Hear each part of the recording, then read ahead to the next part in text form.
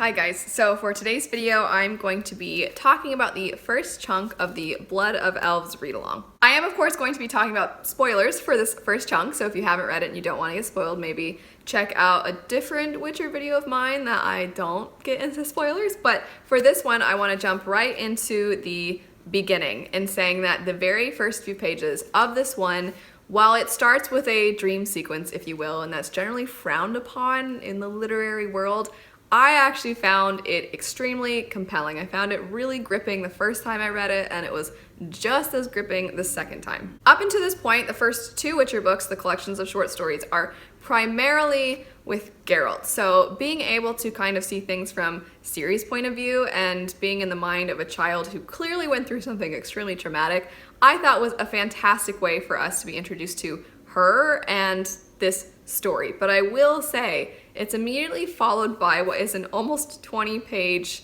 reminder of what has transpired in the previous books. And most of the time you get refreshers through the characters' eyes, and in this case we're kind of getting a refresher through a bunch of random characters we don't know and won't really see again arguing with each other about whether or not Dandelion's ballads and whatnot are actually about Geralt and Ciri and Yennefer, and if they are, if they're true. I played the games first. I already have an image of the world and the characters in my mind, so it's very difficult for me to approach this without that bias. But for those of you who are reading it for the first time or who haven't played the games at all, what is your take on this beginning? First, I'll put up a poll for the opening scene. Are you the kind of person that never likes a dream sequence and you never want those to be what starts a story? Or it's not really a dream sequence, it's kind of like a nightmare flashback. But are you the kind of person that absolutely hates those, you never think they work? Did you like it in this situation, or are you like indifferent? With the following 20-ish pages that go up after that, did you like that part? For me, I thought there were moments throughout the argument that are really funny, and I think Sapkowski does a fantastic job of saying so much through the dialogue without necessarily flat out saying what, he's not telling you, hey, this is how it is in this world. But an example of something that I thought was done really well throughout the arguments was how he's showing you the difficulties that a lot of the different kinds of people have, the dwarves, the elves, the humans. He's showing you that they don't all get along, and he's kind of mentioning this throughout the argument, even though that's not the center focus of the argument. But then he has this really beautiful paragraph which talks about how the children don't care and how they will play with whoever and they don't really see each other as these different races. But then at the end it says, at least not yet. So it's that kind of ominous foreshadowing that I love about Sapkowski's writing. However, it is mixed in with something I don't love about Sapkowski's writing, and that is the use of characters that don't really matter to let us know about things. For some people, it doesn't make a difference, and I would love to know your input on that. So I'll put up a poll for this too. Do you like this somewhat omniscient means of telling you about the world or not? I personally feel that if this was more through Dandelion's eyes, I would have liked it more. Dandelion's kind of around, and then we go into Dandelion's perspective after in what is a very fast-paced, exciting, and also, oh my gosh, what's gonna happen to Dandelion's scene when he ends up being interrogated. That part's fantastic, but in this middle part of the beginning, we aren't really in Dandelion's perspective. And for me personally, while I think stories can absolutely be done well in omniscient, I don't care for it necessarily all the time. I think I wouldn't have minded it so much if it was for a shorter amount of time, but it lasts, like I said, for around 20 pages, and it's so much dialogue, and we don't have a character whose eyes we are seeing things through, and that is of course a personal preference, but it's something that does come up in Sapkowski's writing, and sometimes it's done in a way that I love, and sometimes it's done in a way that I don't love, and that is the case with this particular instance. Then of course, like I said, we go into the Dandelion part where he's being interrogated, and Dandelion is always getting himself into trouble. I kind of feel bad for him, and it's always really funny when he is paired with Geralt, because Geralt's always having to help him, but I feel bad for the guy. He just is always getting into trouble, and he's kind of the damsel in distress trope because he's always being saved by somebody. I mean, he's never really saving himself, but the way it's done is always really entertaining, and I'm glad that he made it out okay.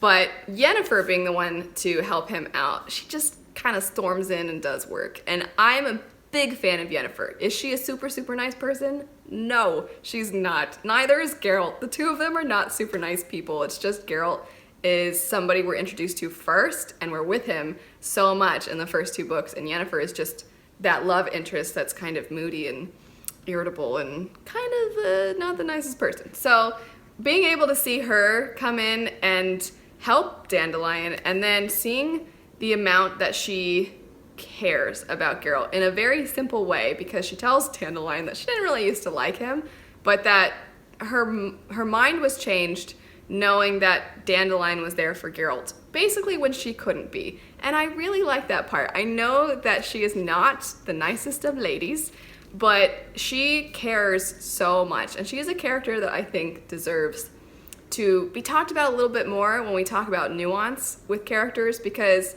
while she has this super rough exterior, deep down she's actually super compassionate, but really only toward those that she really loves. She is somebody that will turn into mama bear basically for the people that she cares about.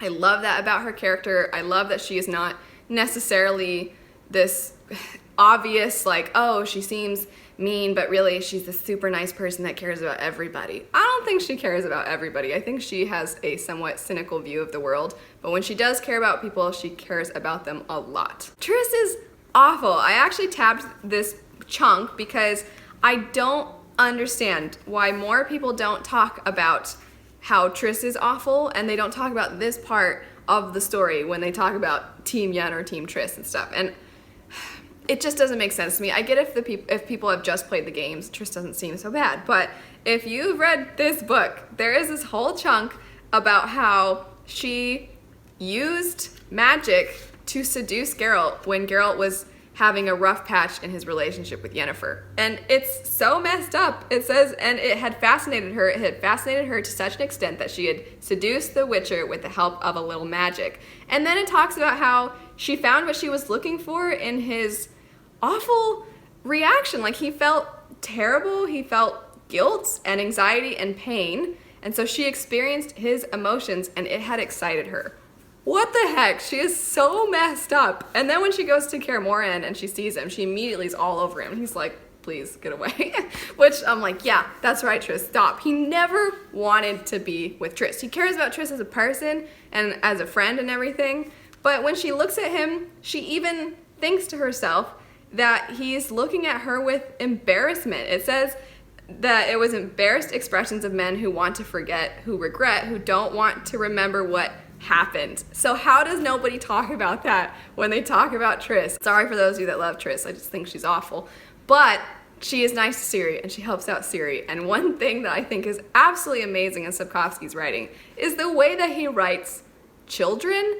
I really like how Ciri gets so excited when Triss uses magic to sew up her jacket, essentially, and she's like, I'm gonna have a magic jacket, and she just gets so excited, and she's got so much sass, but she's also kind of clueless about things, and I love the dynamic between her and the Witchers. I just think it's so much fun. This is not a flaw whatsoever, but I miss Geralt's perspective. We really don't get Geralt's perspective in this first chunk at all, and I love Geralt. I love Geralt so much. And so not having his perspective is a little bit of a bummer. Let me know in the poll that I'll put up. Do you feel that it would have been nice to have Geralt's perspective, or were you totally fine not having his perspective at all, or do you not care? Anyway, that is it for the first chunk of the Witcher Blood of Elves read along. Of course, I talked about specifics, but you are welcome to let me know general thoughts in the comments, whether you're liking it or not caring for it. Do you like it better than the short story formats of the previous books? Anything like that. As always, thanks so much for watching. I'll go ahead and link my Witcher playlist right over here, and I hope you all have a great rest of your day. Bye.